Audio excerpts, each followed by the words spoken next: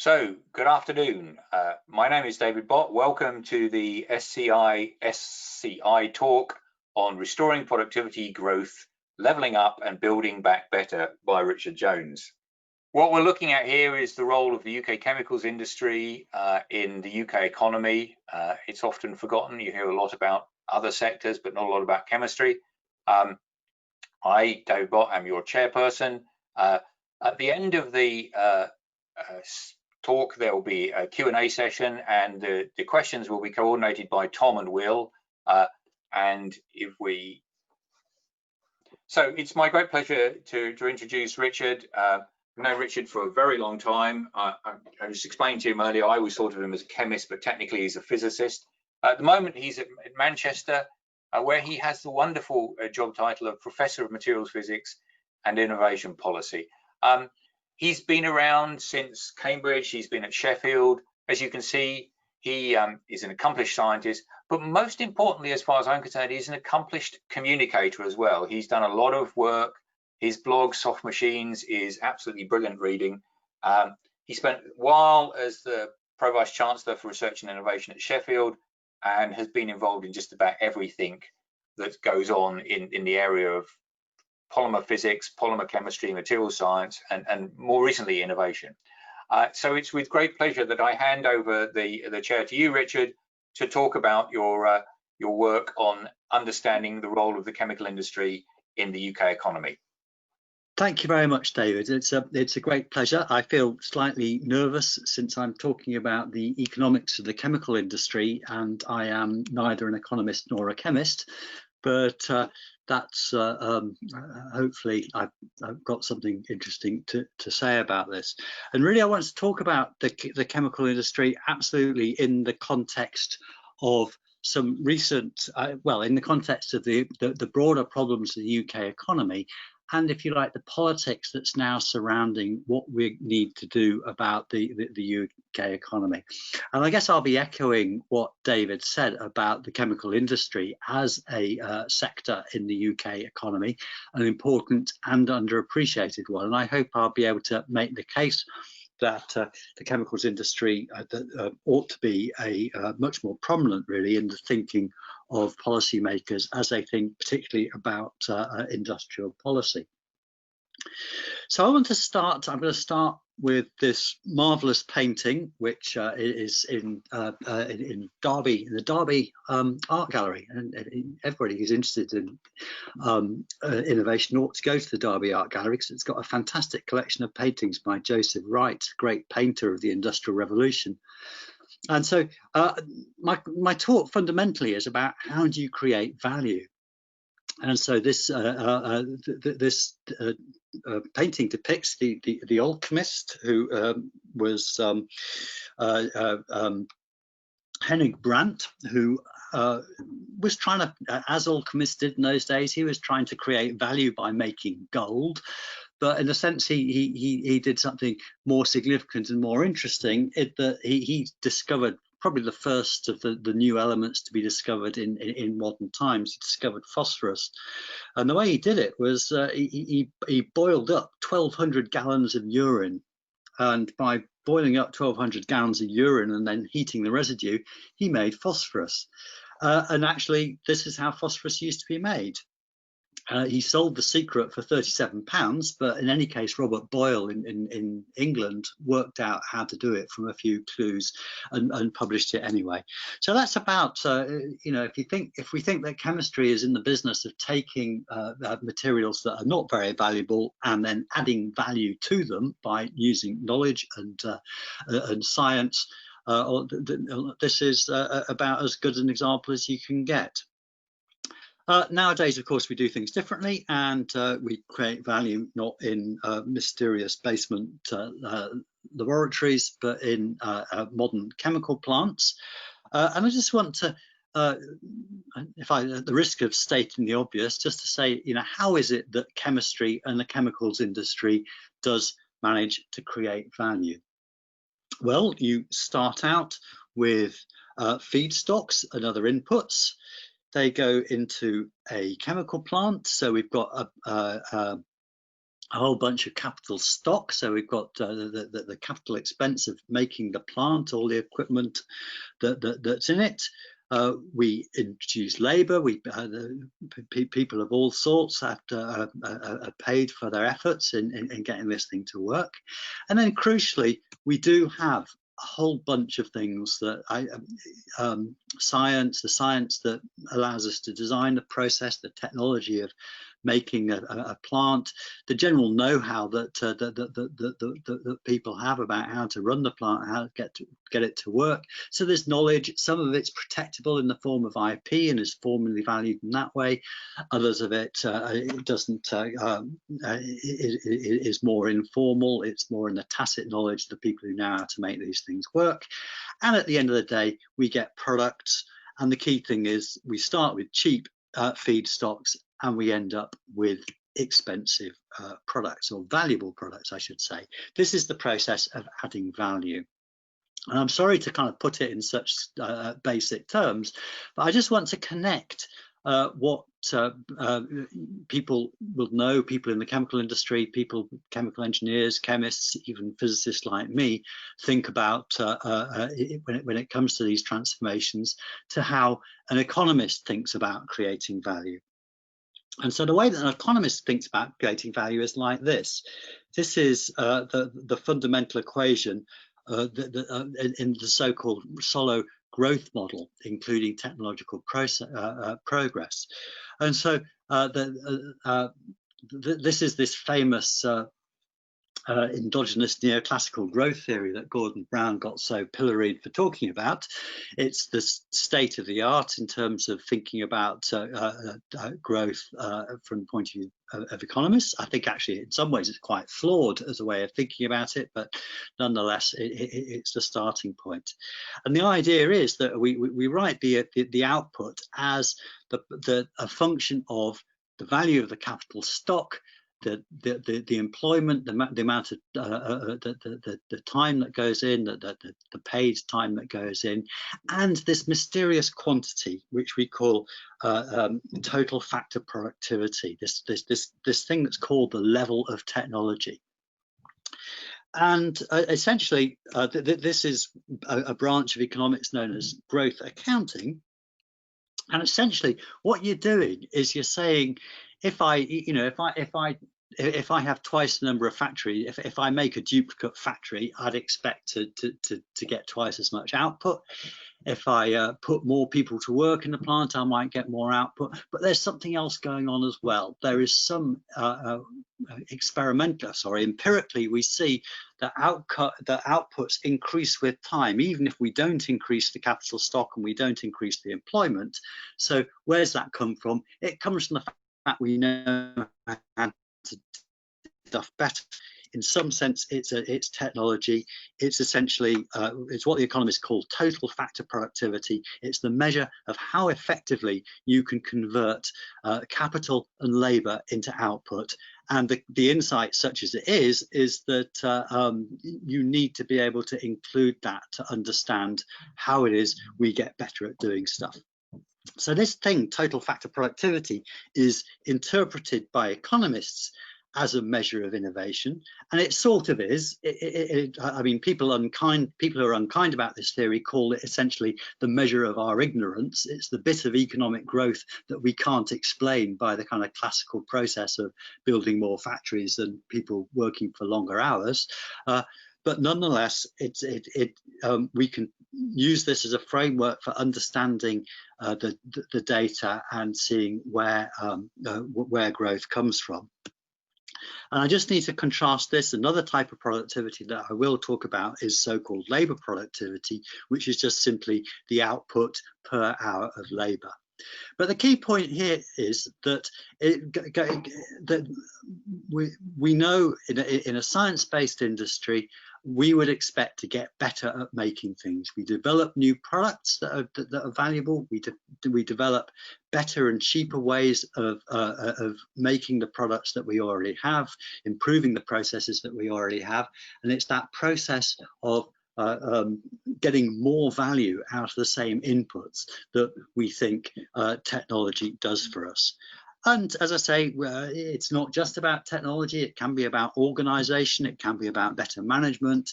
But in general, there's something going on in the economy that means that we can get more out of what we put in. And this is crucial to economic growth. So that's by way of an introduction. What am I going to talk about in this talk?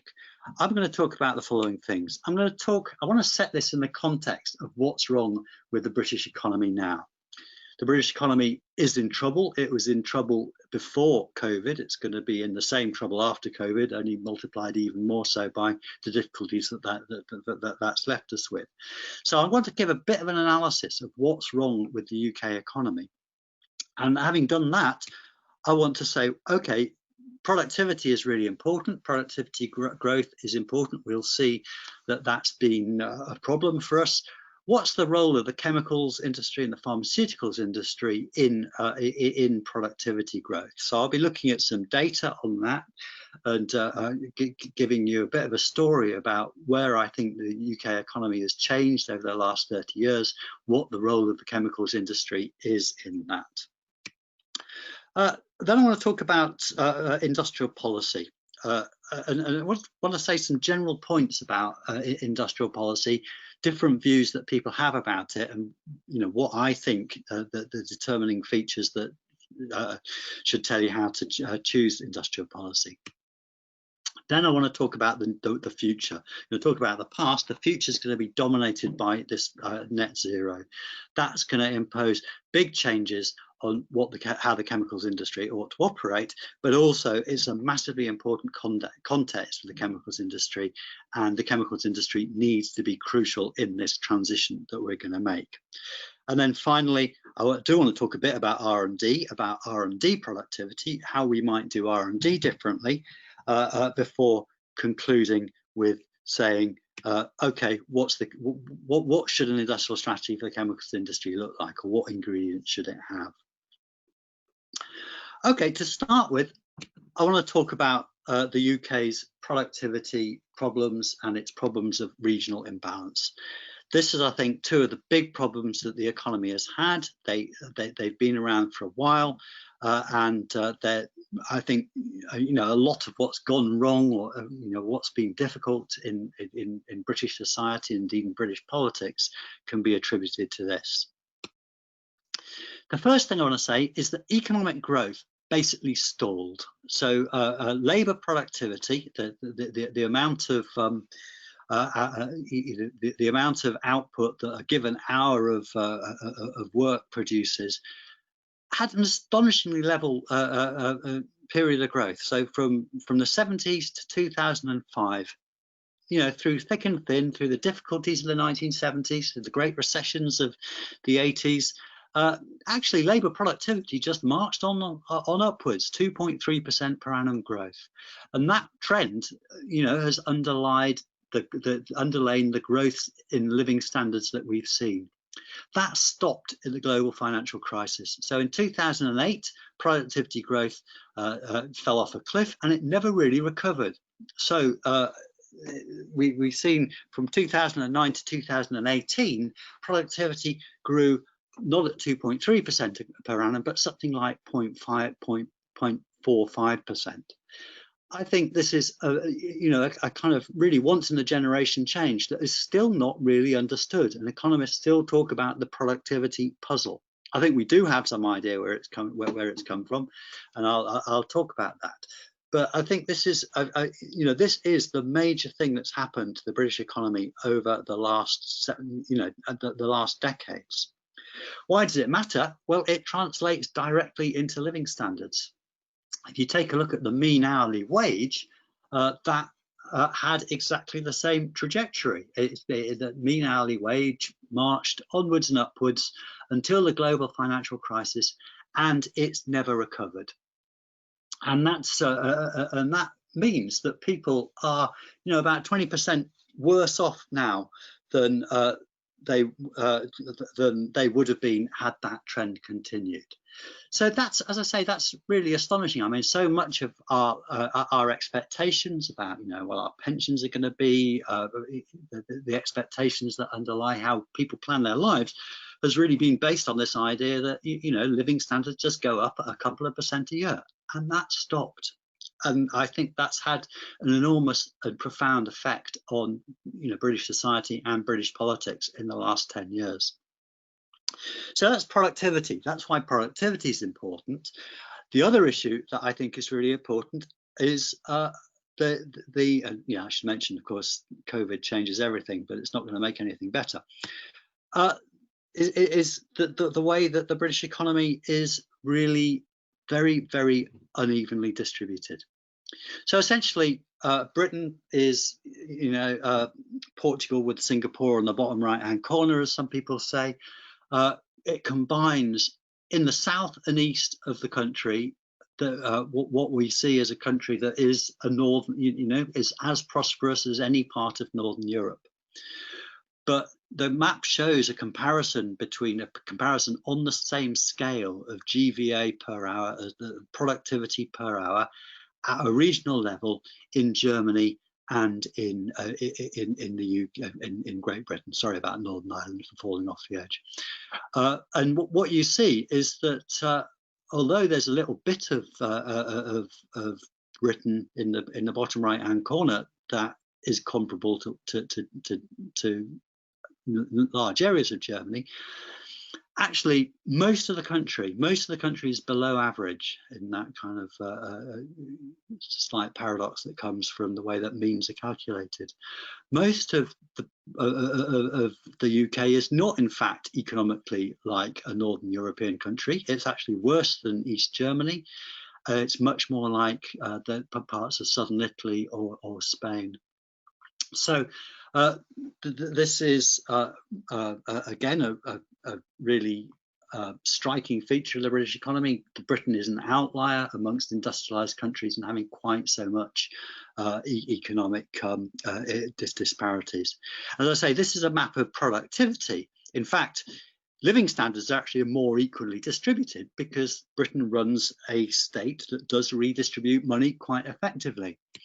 And if I look at it, if I'm thinking about this from the point of view of the Treasury, what I see is that there are only actually three parts of the country, three regions of the country that put into the government more than they take out. That's London, the southeast, and the east of England. And so the effect of having all these parts of the country that are not economically performing as well as they should be is that there are substantial transfers of money from London and the southeast and the east into the rest of the country. And I don't think this is healthy. I think this leads to all kinds of political pathologies that we are starting to see. So when we talk about levelling up's a kind of a political buzzword that you hear a lot. I think there's a very strong degree of substance in it. The substance of this idea of levelling up is that really we want to take this graph and we want to make all those points in the bottom left quadrant go up into the top right quadrant so that they too are more prosperous, that there will be more money going into the government, that the deficit will go away. So the problem is, what can we do to increase the productivity of those regions that are currently underperforming? And since I'm going to talk about R&D, I'm going to mention one other type of imbalance, which is if we look at the amount of money that the government spends on research and development, what we see is that also is highly concentrated. So R&D spending is highly concentrated in London, Berkshire, Buckinghamshire and Oxfordshire and East Anglia. And in fact, on this level, those three right-hand bars account for 46% of all the government spending on R&D. And actually, there's some interesting features of that. One is actually that the public sector funding is more concentrated than private sector funding.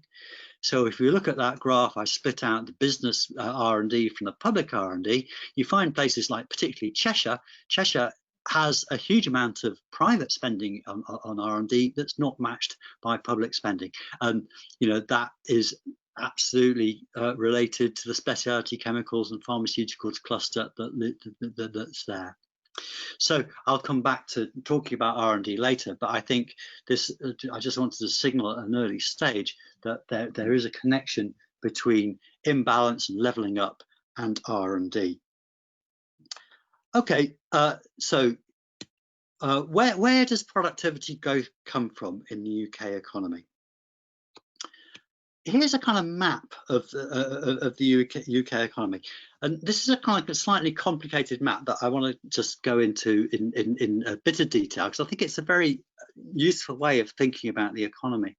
What I've got here are the various sectors of the economy, and I plot out on the x-axis what's their share of the economy by GVA, so how much of the economy do they contribute by GVA. And at the left-hand side, I've got this total factor productivity growth. So the total factor productivity, that's this thing I was talking about, which captures innovation. It really captures how much better we're doing at extracting value with time as a result of R&D, as a result of innovation, as a result of better management, all that kind of thing. So in a sense, what you can say is that going from left to right on this graph, you're going from sectors that are relatively small, not important in terms of their share of the economy. Going from bottom to top, you go from sectors that are not very dynamic, you know, the productivity growth is not improving very much, to those sectors where productivity is growing the fastest. And what you can see here, so in a sense, the top right corner is where we'd like to be. The more stuff the economy has in the top right corner, the better it's going to be. Things on the bottom left are problematic. So, for example, you see mining and quarrying, that's seen this drop in productivity. That's essentially because North Sea oil has run out. At the top, you see information and communication, where you'd expect to see the technological advances of Moore's law really translating into big increases. But I suppose what I want to note is, out on the right, things that are really important: professional, scientific, technical and admin services, essentially knowledge-intensive business services, and manufacturing. So we hear that manufacturing is not important for the UK economy. I think that's wrong. It is important. Not only is it quite a big chunk of the economy, but it's a chunk of the economy that can deliver productivity growth. I'll talk about that more in a moment. Let's now of course, all these sectors, you know, we're lumping lots of things together in each of these sectors. So how do they all break out? Well, we can look at manufacturing. And what we see, if I break out the various manufacturing subsectors, is three areas. Well, let me first say, the first area is actually transport equipment. So automotive and aerospace, actually in line with what people think. People, I think, intuitively think that the automotive sector and the aerospace sector are important sectors that are both large in terms of their fraction of the economy and also productive in terms of the degree to which the productivity grows. That's true, but I'd also point out we've got chemicals and chemical products, pharmaceuticals, rubber and plastics as, you know, three things of interest to SCI, are really up there and you know, not at all unimportant. Now, what I've plotted here is actually a very long-term. I've plotted the long-term total growth from 1995 to 2016. And of course, the economy's changed a lot in that time. And I do want to say something about how the economy's evolved. So here I'm plotting this total factor productivity growth as a function of time over that period from 95 to 2016.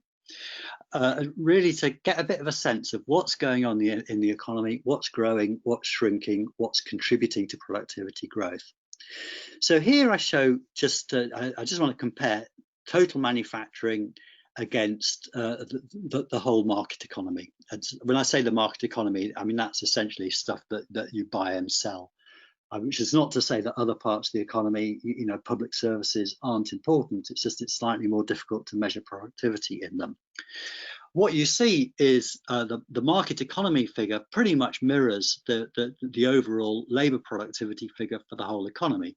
It grew very steadily from 1995 to 2007, 2008, fell off a cliff at the global financial crisis, and then has stagnated ever since. Now, manufacturing is quite interesting. So what happened is that it actually did worse in the mid to late 80s. Manufacturing was actually slower growing than the rest of the economy, but somewhere around 1998, that picked up. So between 1998 to 2008, manufacturing as a sector, productivity, total factor productivity, the effectiveness with which it converted inputs into outputs, if you like, increased faster than the economy as a whole. Had a glitch in around after the global financial crisis, but actually it still carries on going up a little bit. Now we need to look in more detail at what's going on. Let's so yeah, but both manufacturing and the whole economy are stagnated. Let's take a look at some of the more fast-growing areas. Here are a couple of fast-growing sectors. First one is financial and insurance activities, so the financial services industry. This is really rather remarkable because what it shows is in the late 90s, it really boomed. So what we saw actually, and it really drove the economy in that stage.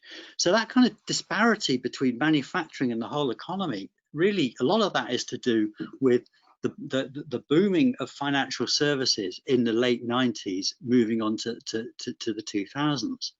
It peaked in the global financial crisis. And actually what's happened since then is that the total factor productivity has been falling.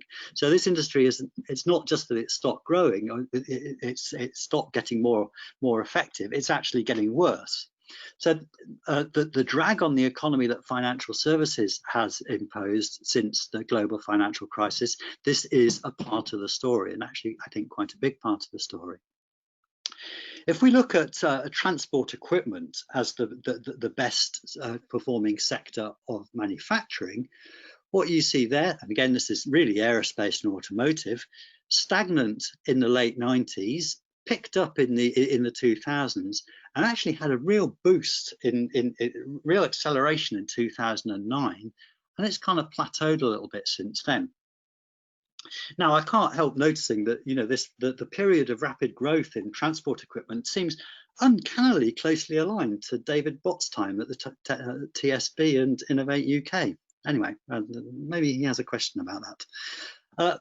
But it's striking. It's a really important part of the economy. Why it's plateauing, I think, is interesting, and probably, you know, we probably are going to expect it to have some trouble in the next few years. But now let's look at the chemicals and pharmaceuticals ones. Here we've got something even more interesting. Pharma absolutely boomed throughout the 2000s, and then had real trouble after in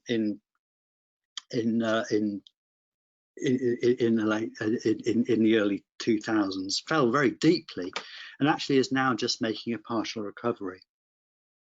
But I suppose the story I want to leave with, appropriate for this talk, is that if we look at chemicals, the chemical sector has, through this whole period, has been it's been the tortoise of the UK economy. Other sectors have boomed, fallen back. Chemicals has just kept on going. So chemicals, I think, is an underappreciated sector. It delivers continuous, solid, consistent growth in total factor productivity over long periods of time.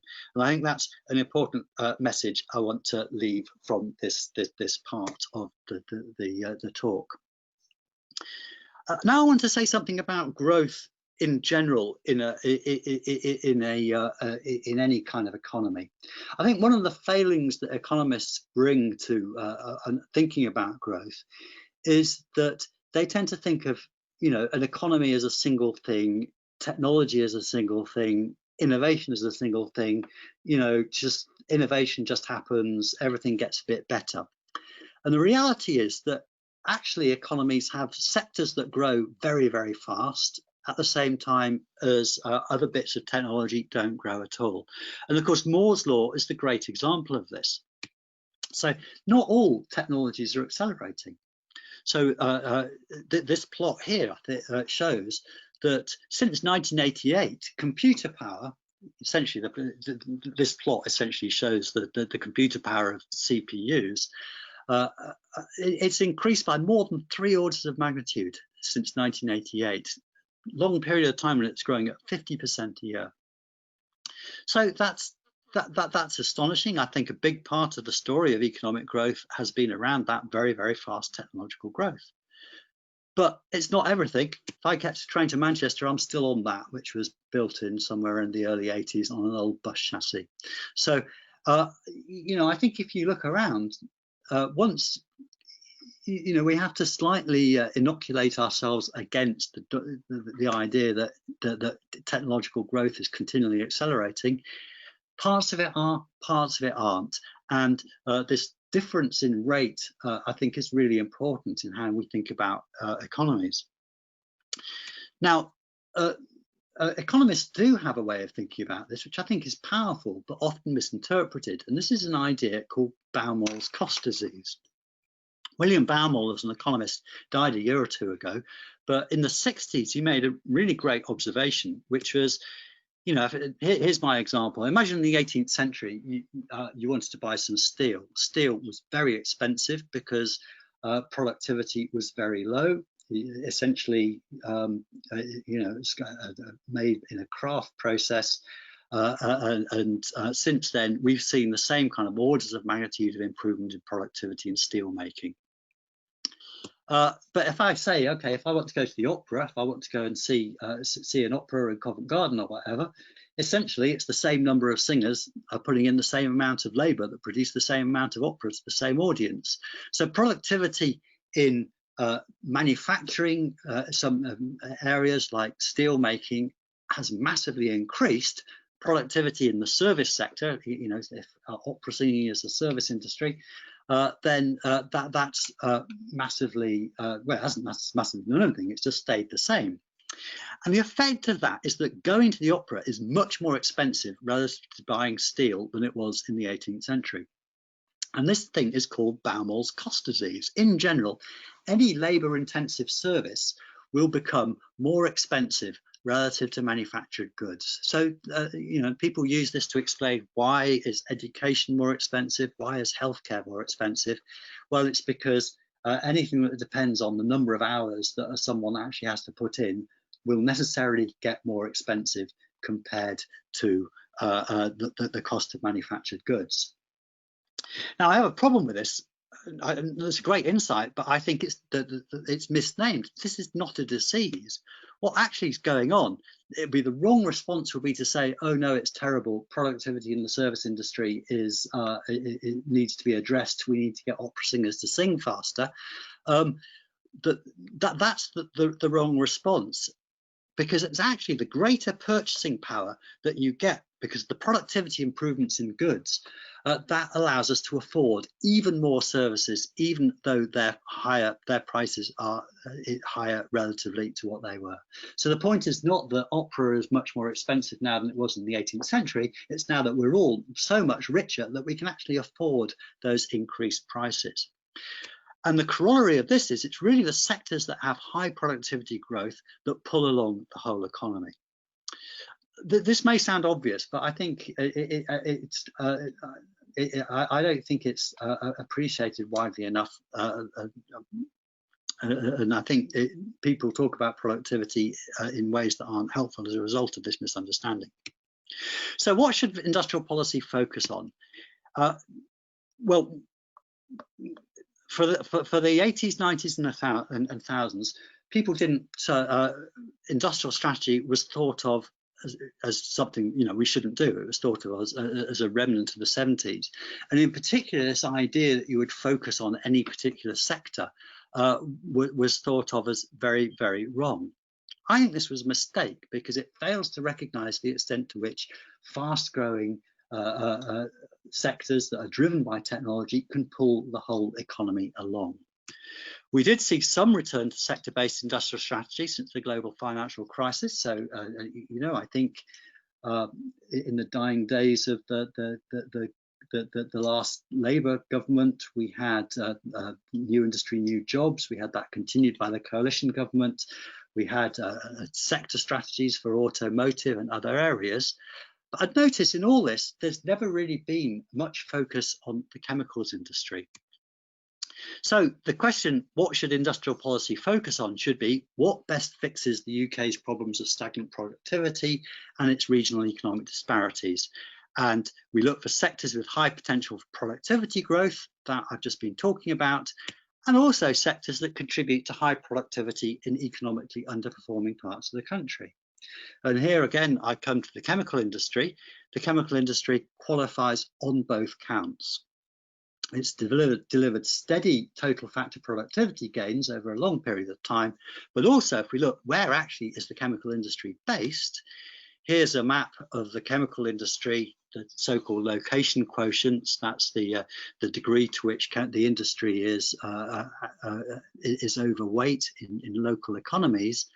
And we look at GVA per head, we see that the places where the chemical industry is, the chemicals industry is not an industry of the rich southeast. It's an industry of the northwest, the northeast, and it's outside those parts. It's also worth noting it's actually some of the richest parts of the country that aren't in the southeast are those ones which have a historical and current preponderance of chemicals. Okay, I want to talk about now net zero and this new environment. And I want to go back and talk about value and value chains and how the chemicals industry measures, contributes to value. And actually, I want to make the point that economists talk about value in terms of money, in terms of what you can sell things for. But of course, there's other sorts of value and there's other sorts of negative value. And when we do a whole adding up of what the chemicals industry does, we have to think about some of those other factors too. So some of these costs, some of the costs of the chemical industry aren't measured in money, they're borne by the rest of society. So I've now chosen the chemical plant that I hope is owned by none of the participants in the SCI, because I'm sure their standards are much higher. But we have to worry about unsustainable feedstocks that deplete natural capital.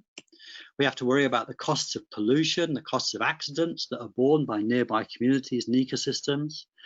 We have to think about energy use. The chemical industry is a high energy using industry that produces carbon emissions and thus climate change. And we need to worry about the impact of the improper disposal of the products of the chemical industry at the end of their life. Now, this all sounds like I'm very negative and going to be beating up on the chemicals industry, and to some extent I am, but I think I'm not saying anything that the industry is not aware of. But I want to add, of course, there's a big balancing factor on this, which is the chemicals industry in many cases produces products which can potentially contribute directly to these agendas of net zero carbon and lower impact. And so the shift that the chemical industry has to make, and to be fair to it, is making, I think, is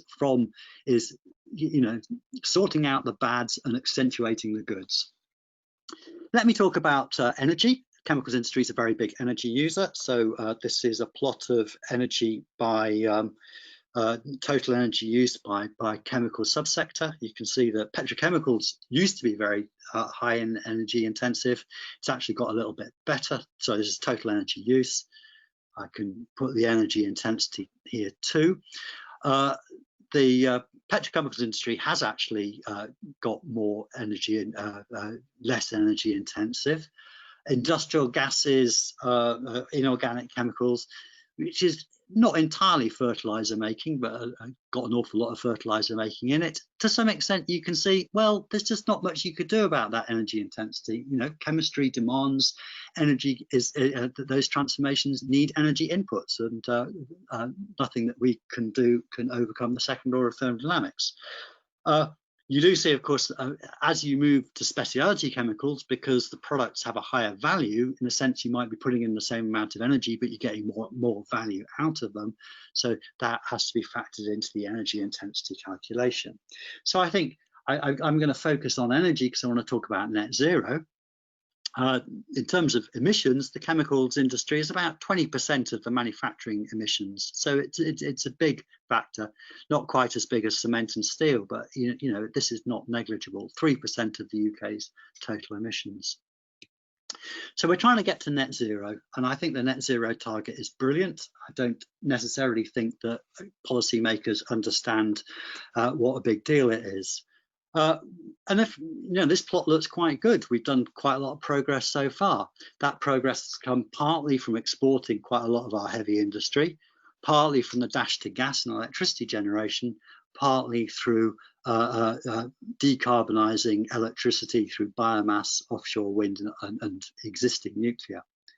The point I want to make is, although this line, the extrapolation to 2050, looks like it's a continuation of steady progress, actually it's not, because we've done the easy stuff, and what remains is very hard. Here's my list of things that I think need to happen to get down to zero. And the point I'd make about this is that this long list, this is an agenda which is largely a chemicals industry agenda. So I think net zero is an agenda for the chemicals industry. We need to fully decarbonise and expand electricity generation. That means more offshore wind, new nuclear, carbon capture and storage. Need to sort out electricity storage. That's going to mean batteries, could mean hydrogen. We need to decarbonise industry. That's again about hydrogen. We need to decarbonise transport. It's electrical vehicles and batteries, could also be hydrogen and fuel cells. Synthetic aviation fuel, I think, is the only way that we can have a net zero. The only way that we'll be flying long haul in a net zero world is by making artificial kerosene out of green hydrogen and captured carbon dioxide. We need to decarbonise the housing sector, net zero dwellings, hydrogen again, all kinds of stuff. So this is a massive agenda, and most of these questions involve chemistry and the chemicals industry. So we have to ask what's going to drive the chemicals industry. To some extent, it's going to be markets. But I think the priorities of this massive economic system change that net zero demands need to be more and more important. And that's going to need government interventions, regulation, market making, and industrial strategy. I do need to say global environment's very important too. I'll come back to that in a moment. Finally, why is R&D productivity? Well, why is R&D productivity falling? Maybe it is.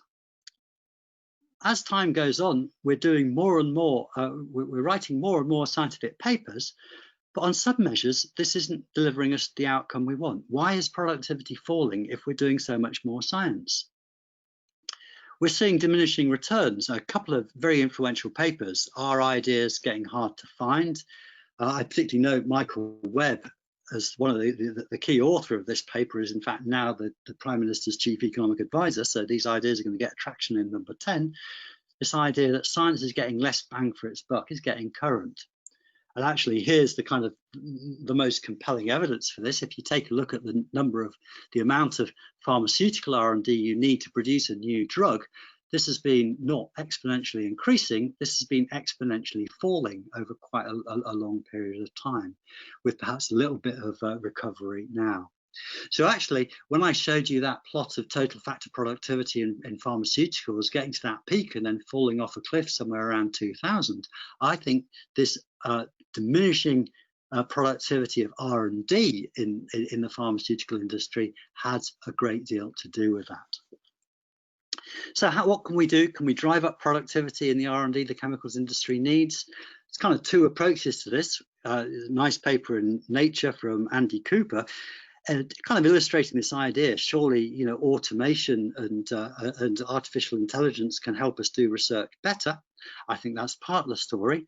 A paper I very much like from Dan Sarowitz actually points out, he makes a rather polemic point, which I think has some truth in, that there's some pathologies in academic science as a result of academic science getting too far away from the practicalities of actually applying it in industry and making products that work and products that sell. So to finish, I think we do need an industrial strategy for the chemical industry. I know the Chemistry Council has produced this Chemistry Council sector deal, which I think has got a lot of great ideas in it. I think the key the key point to make is actually, we have to make the argument for why does it need it. The chemicals industry is an important sector. It's important for productivity. It's important for levelling up for the reasons that I've talked about. So the fact that it doesn't have the visibility of aerospace, it doesn't have the visibility of automotive, I think is unfortunate, and we need to change. I think productivity has got to be at the heart of this. So we're going to talk about, we're in a new world. We've got a 2.4% R&D intensity target. We need to get a science and innovation system that works. We need much more translational research, much closer business and academia links. I'm going to mention regulation just to say I feel your pain when it comes to REACH and leaving the EU, but that's just, I don't know what to say about that apart from regulation is terribly important, and we seem to be heading for a giant car crash. But we have got this R&D development roadmap there at the moment, and this complex system that we have, we've got a real opportunity to change it now. This idea of increasing R&D intensity of the economy from its current value of 1.7% to 2.4%, again, that's a massive shift, and that gives us the opportunity to change things that we haven't had before. I think we need to think about regional growth. Here we need to preserve and grow those clusters that we have. We need to think about innovation systems regionally, and here we need to think about skills at all levels. I think this is something that Britain's been very bad at. We need, David and I were talking beforehand about what happens at Warwick Manufacturing Group, about linking up the skills system from from technician intermediate skills right up to PhDs. In Sheffield, we thought about this a lot in the same in the context of the AMRC. I think that's vitally important. And here I just want to show this map from the chemical strategy, just showing us we've got some clusters that do work, they are effective, they are in places that need levelling up. So this is a great opportunity. And then finally, net zero. The scale of the economic transformation of net zero is massive. I don't think policymakers appreciate that yet. We need to set the direction and get on with it. And when we do that, we'll have research challenges will emerge, and we need to get on with implementing these solutions and then doing the research at the same time to do that. Hydrogen is a great example. Hydrogen, I think, is going to be a massive part of the net zero world. It's one that is centrally a chemical industry problem, and that offers huge opportunities. So finally, I'm going to conclude by saying, old green people used to say, think global, act local. It's still a great idea. The chemical industry is a global industry. Its activities take place in specific places, and we have to say, why does this activity need to take place in Teesside or on the Wirral or on the Humber? What is it that we need to do to make those places the most attractive places for this industry?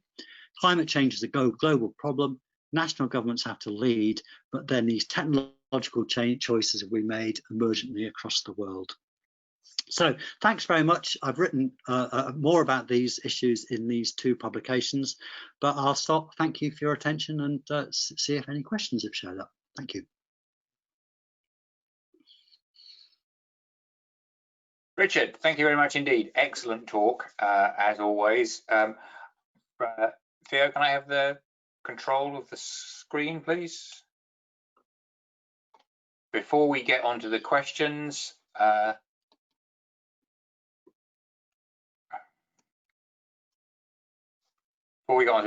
need to do the adverts. I think this is one of a series of lectures that started off as public evening lectures when we could invite people to Belgrave Square. It become SCItalks, now they're virtual. In a couple of weeks' time, Ruth McKernan, ex-Pfizer, and of course Innovate UK, on the quest for effective dementia treatments. And if you've never read her book about her dad, you should do. And then a month later that, talk about space science in the real world by Carol Mundell, again excellent, but the breadth of the SCI's interest show up here. And on the more focused area, then we have a couple of webinars coming up. Next Tuesday we have one on the chemical design of the digital design of chemical processes as part of our interaction with the Chemistry Council, And a couple of weeks after that, the Fine Chemicals group and the Young Chemists panel are back after their summer recess in one of first of a series of truly excellent webinars on sustainable process chemistry. And I thoroughly recommend that to you if you're interested in learning more. I keep learning more chemistry as part of going along to those ones, so they're excellent. So thank you for joining our webinar. Now over to Tom and Will to deal with the questions, and we'll see Richard again. Yeah, so we've got the first question here from Paul Lewis, who asks about a slide you presented on Baumol's work and a theory there, and he says that there's also an implication from which wasn't brought out explicitly, namely that one should expect the share of national income absorbed by services like education and healthcare, etc., to rise over time. And if policymakers try to cap those shares, then the quality of those services will suffer. So the question is, do you agree with that theory?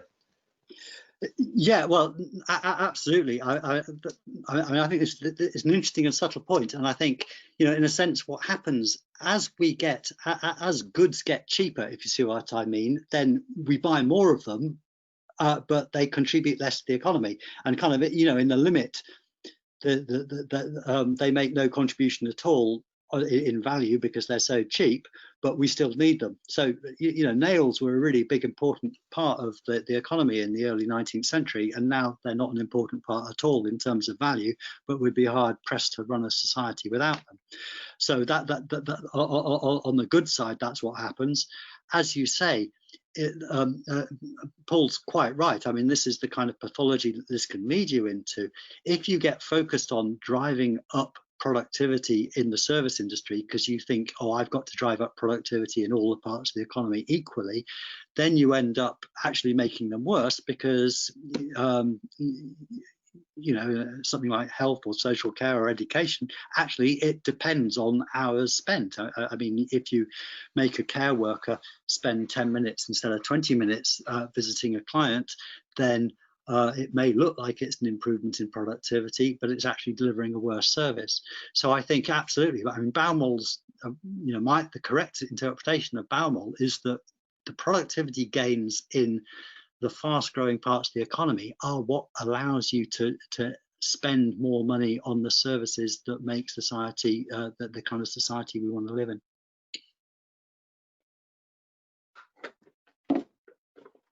So Will, got one? Okay, yeah. I have a question. So from Jeffrey Maitland, why is the productivity of the chemical industry underappreciated by the UK government? And is it that we don't have a comparable influential giant like Rolls-Royce doing the aero industry, and how can we marshal UK chemical industry to change this? Yeah, that's the answer in one, I think, Jeff. I mean, we had very large companies in the sector that are no longer there. Rolls-Royce is a fantastic company, but it's also enormously effective at getting the government to do what it wants.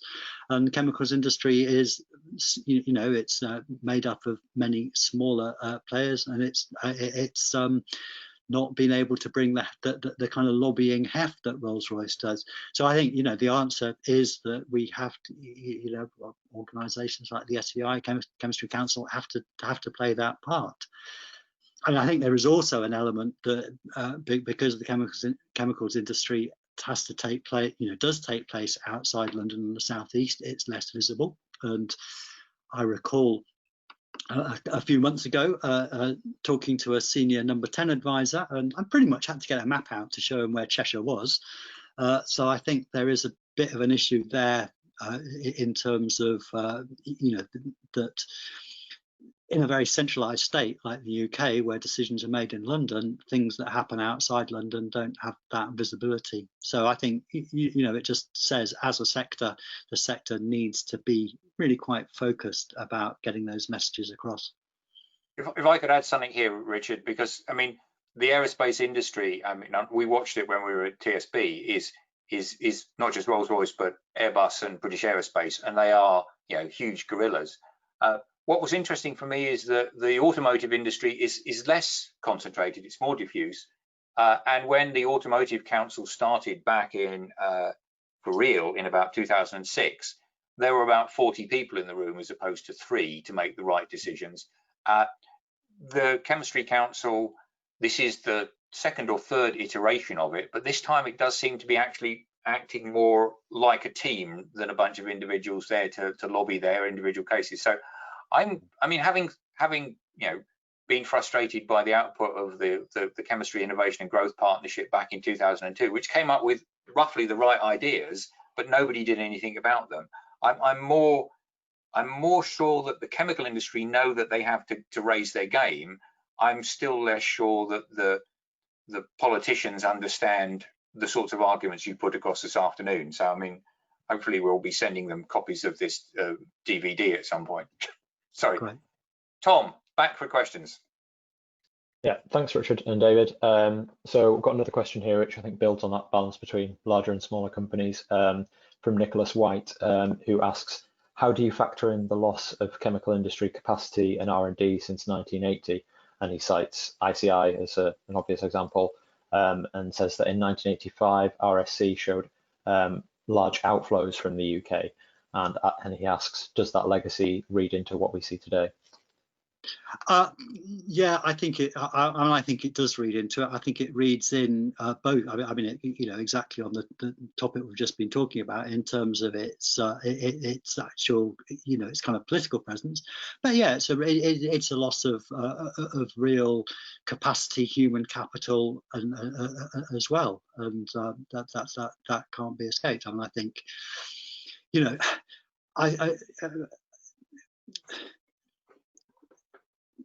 I showed that, the plot I showed, I mean, one simplistic reading of the British economy, which I don't think is unfounded, is, in the 90s, we had these booms in, North Sea oil peaked in 2000, financial services was ramping up very, very strongly. We had a period, that we had a kind of high pound. Economists talk about Dutch disease, that if you have a kind of a resource-rich economy, it kind of squeezes out capacity in manufacturing particularly. And I think that's what we had.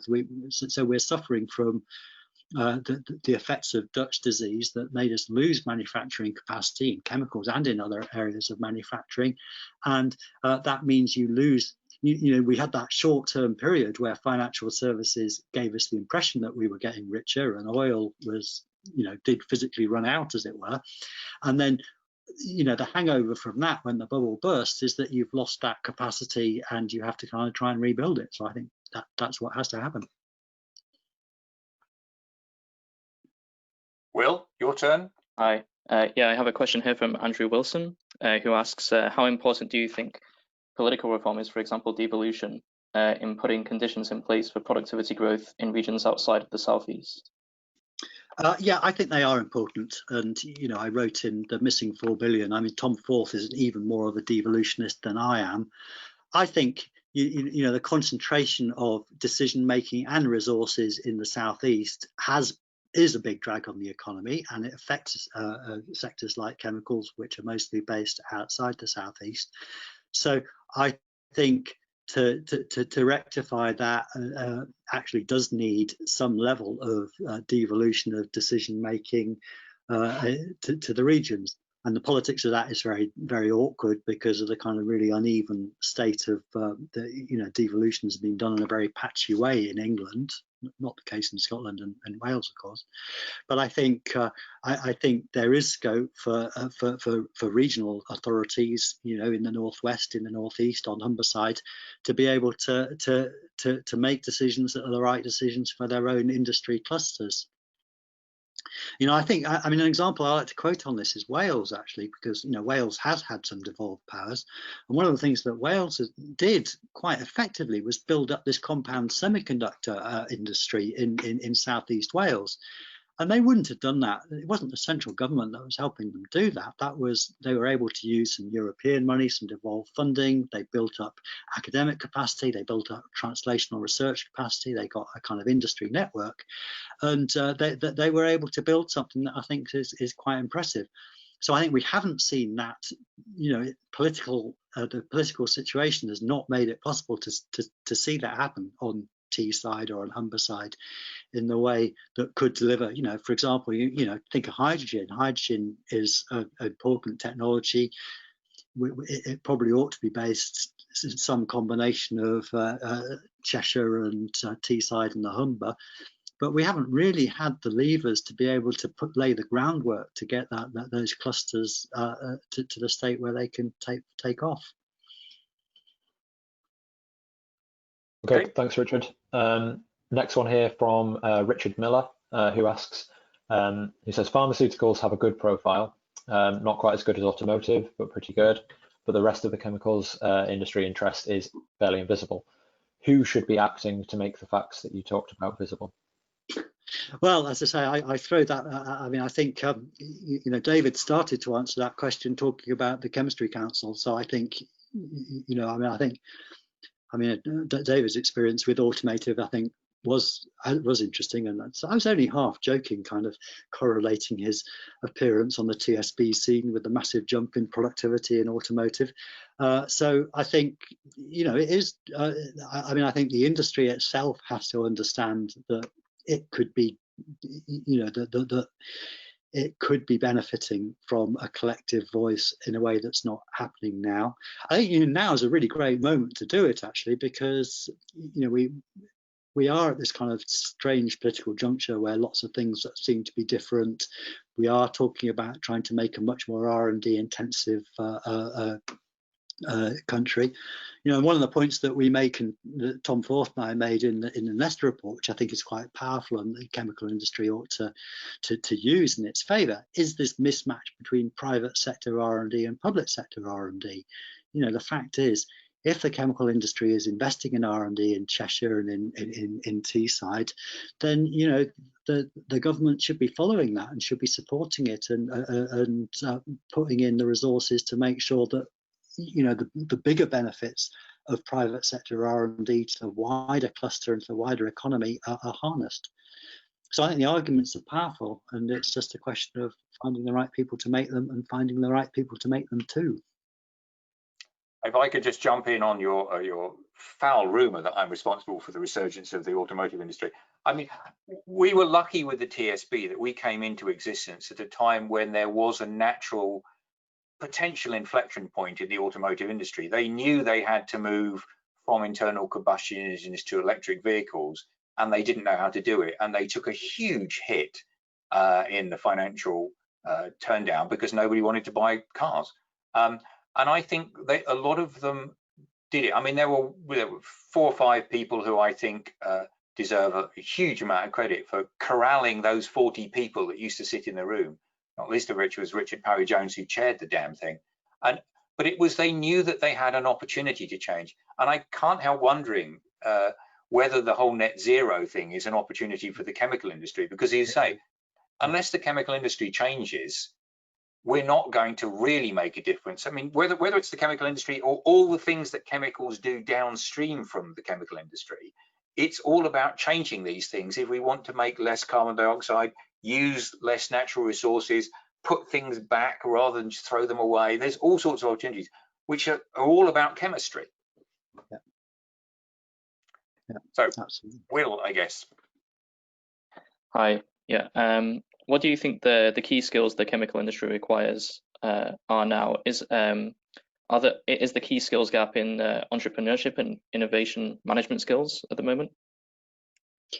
I'm not sure I know the answer to this, actually. The skills are at all levels. I don't know, what the available. I suppose the answer is, I don't know what the skills gap is now. I think it's fairly clear what the skills gap is. I mean, it's unfair to call it a skills gap, but if the chemical industry has got to change in the way that David says, that's going to need a whole bunch of new skills, both in terms of management and creating new business models and understanding how this industry fits together in such a complicated way. It's going to need innovation skills, R&D skills in developing new processes, and the skills of the people who are going to operate these plants. So I don't think I can say at the moment what I think the skills problem is as far as the industry is.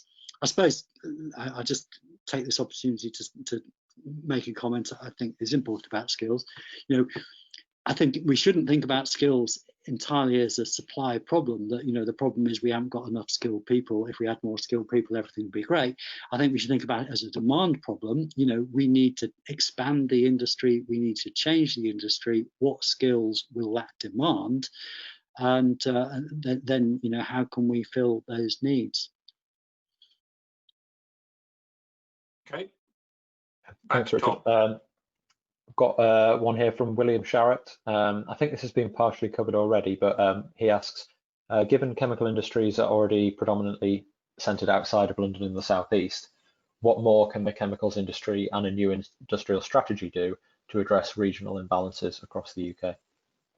Yeah, I think we have talked about this a lot. I think I think to be fair to the government, I think there has been a real change in mood in the last year or two about the importance of place. We are going to see this R&D place strategy. So I think there is a new willingness. We see it in the research councils. We see it in that they need to be getting out and engaging with places. So I think, that if I'm not allowed to move the capital of the UK to Runcorn, then the answer needs to be developing the capacity in regions and places, getting people together, in the centres of the chemical industry, and getting them to form a coherent voice that will be listened to by agencies of central government, by Innovate UK, by the research councils, by BEIS, by Treasury. So I think, in a sense, if I'm going to be fair to the government, somebody has to be. In a sense, they're starting to signal a willingness to enter into that conversation, and they're inviting people to have that conversation with. They're inviting organisations to get their act together to be able to have those sorts of conversations.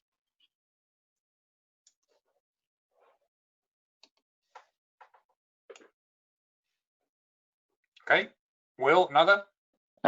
Yeah, so we have a question here. Does Baumol's model imply automation of all manufacturing to the maximum extent and moving people into service jobs? Yeah, obviously that's what's happened, and that's what ought to happen. I don't think one should be afraid of automation, and I think automation is what drives up productivity. Productivity is what drives up living standards. So this is the flip side of what Paul Lewis's question was. As productivity in the manufacturing sector increases, then you get value, then you get more value from the same number of people, and that then you shouldn't think of this as being, okay, this is a way of throwing people on the dole. This is a way of freeing up people to do the other things in society that need to be done.